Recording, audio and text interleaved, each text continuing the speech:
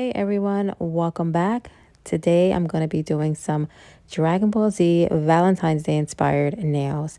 This is going to be a two-part video, so be sure to check out the second video if you want to see the full set. So to start off, I just prep my nails by buffing the surface, removing that shine off of the nails.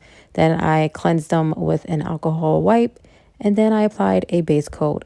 After my base coat is cured, I'm going to go ahead and start on the first nail, which is going to be Vegeta. And I applied a white color to majority of the nails from this set, just as a base color. So that's what I did with this first nail that I'm doing. And I'm also just combining colors so I can make a flesh colored gel polish, because that is the color I need and I didn't have that color. So I just mixed a bunch of colors up to create this skin tone right here. And now I'm starting off with his body. So when it comes to nail art, I freehand everything, including characters. So what I mean by that is I don't sketch out the character first and then like draw in and color in the details. I just kind of go for it. So that is what I did here. I filled in that bottom area because I knew I wanted to fill in the whole nail with his character. So I just filled in that whole bottom area. That's where his body's going to be, and then where his head would be. I'm going around now, and this is like where his hairline is going to be. And I go back in and fix things basically. So I will draw out the character, and then if something needs fixing, I do so. In this case, I did need to fix a few things, like for example, his hairline. I didn't fix it yet. That little pointy part came down lower than I needed. So all I did was go back in and fix it. And how I fix things is just polishing over them. So I can't make too many mistakes because then it creates a lot of bumps and lumps. So I do have to be careful and strategic with when I draw characters, and, you know, I don't sketch them out. So when I'm fixing things like that hairline, I just went back over it, like the pointy part with the skin tone color. Went back over it and it just kind of fixed it just to shorten it up a little bit. So I'm just saying this is my process because I don't sketch things out. I will go back and forth, and if something needs fixing, then I do so. And that is basically how I fix things. Or sometimes I will lightly sketch with the color like I'm doing now. I'm not making it too dark. Well, at least not as dark as I want to. I'm kind of sketching it out and seeing if I like that. Then I will cure that and then go back over it with a darker color or make it darker and then add more detail, etc., etc. I hope that all made sense. So now I'm drawing his eyes, and because it's Valentine's Day and it's a Valentine's Day set, I'm drawing some hard eyes there. I did want to do like a kissy face, but that didn't really work out. Like I wanted to make his lips look like they're kissing, and it's super easy to do that, but for some reason it just wasn't looking right. So I gave him just a little creep, but I feel like it's a little like creep smile. And also, I usually don't even go into like more detail with characters, but I decided just to do a little bit of shading for him. So after I was done with all the details, I did apply a top coat because at this point, I kind of thought I was done. I was actually unsure because I did these nails over the course of a few days just because I was really busy and I knew this set would take a while. So I did apply a top coat. There he goes right there with a glossy top coat, and decided if I want to add his hair, I'm going to come back. So that's what I ended up doing. I'm going to be making his hair 3D with Polygel. So I'm going to be adding some Polygel to the top portion of the nail and then sculpting his hair out. So all I do with this is get a plastic bag. This is like a small plastic baggie, and the Polygel, once it's cured, is not going to stick to this. It's going to come right off. So I'm using this plastic bag as a surface to sculpt on. I have my nail right there just so I make sure, you know, I have an idea of what size I want to make whatever I'm sculpting out. And also at this point, I am adding some of that Polygel on top of the actual nail. That way, when I go to cure it, it's going to stick to the actual nail and I don't have to like glue it or, you know, figure out some way to get it on. I'm actually molding that polygel on top of the nail as well. So all I'm doing is adding polygel, sculpting it out, adding a little more polygel and sculpting it more out. Once I get to a point where I'm like, okay, this is decent, I got myself a decent base, I'm going to go ahead and cure that. Then bring it back out of my lamp and then see what else I need to do. Do I need to add anything? Do I need to file anything off? And it's just a process. I kind of go back and forth doing it. His hair honestly took me almost an hour to do because I was very indecisive. So this works great when you have one reference photo. I was looking at several reference photos and I just couldn't decide which style hair I liked of his. Like, I looked at multiple photos and then some hair was going one way and the other way. So I was very indecisive when it came to that, which is one of the reasons why it took me so long. But also going in and filing and adding more polygel if necessary and then curing. It is definitely a process, but for me, it's worth it. I do really like how it came out in the end.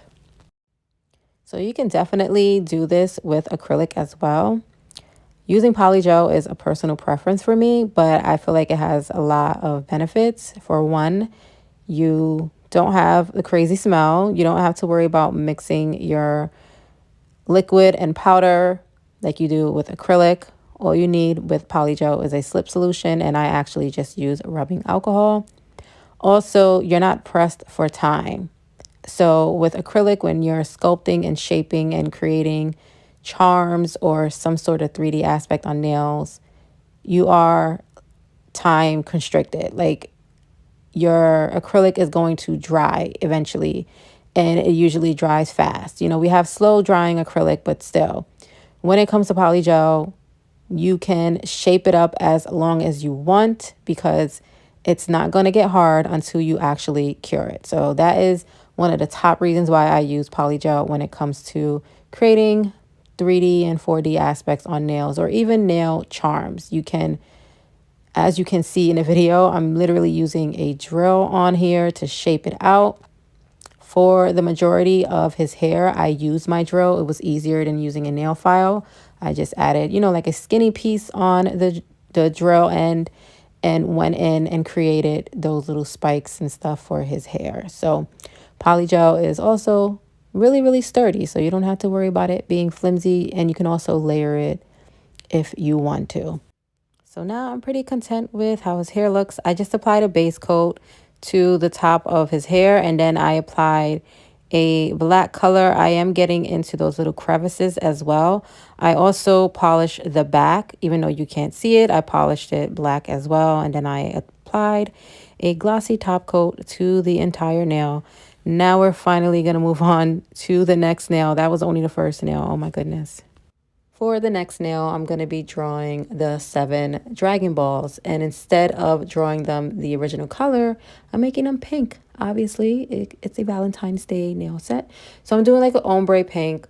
I'm keeping the colors very similar. All of the nails, like all of the pink tones that I use, I want to keep them all similar. So I'm going to be using the same colors throughout this whole set, except I'll just be making like that bright pink that I have there. I just add some white and make it lighter.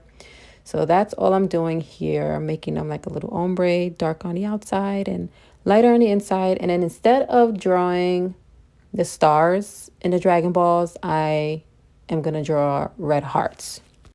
So I actually really love the idea of this and really want to keep it in this nail set. However, do not be surprised if in part 2, I redo that nail or do the design some different way. I don't know. I love the idea. I just wasn't really sold on how it came out. But we're going to move on to the next nail. And also, I am making this set all glossy top coat. So if you don't see me apply a top coat to a nail, that's all I did after. Just applied a gloss top coat and moved on. So for this nail, I'm going to be doing some candy hearts. So I did 3 different hearts and I used 3 different pink shades, and then I outlined them in black. And now I'm going to go in, because candy hearts have like words or phrases inside. I'm going to go in and write a phrase. I actually saw this phrase on Google, so I cannot take credit for it. I'm pretty sure they were some Dragon Ball Z Valentine's Day cards that you can get on Etsy. And it said, "You're super, I'm just saying," like Super Saiyan. So from the very beginning, I knew I wanted to do that, incorporate that somehow. And I just thought this was the best way. They look so cute. So I wrote, "You're super, just saying." So for this nail, I'm going to be doing a heart design and then outlining that heart design throughout the whole nail, basically until the nail is completely covered. And you guys will see what I mean once I actually get moving with the design itself. So I'm drawing a pink heart right in the center. I do let this heart cure, and then after it's cured, I go back in with another pink color. So I'm kind of alternating a few different pink colors, and after each color I do cure, because I don't want those colors to mesh together and blend together. So all I'm doing is going back and forth, making those lines, curing, going back in with a different color, curing, until the whole nail is completely done.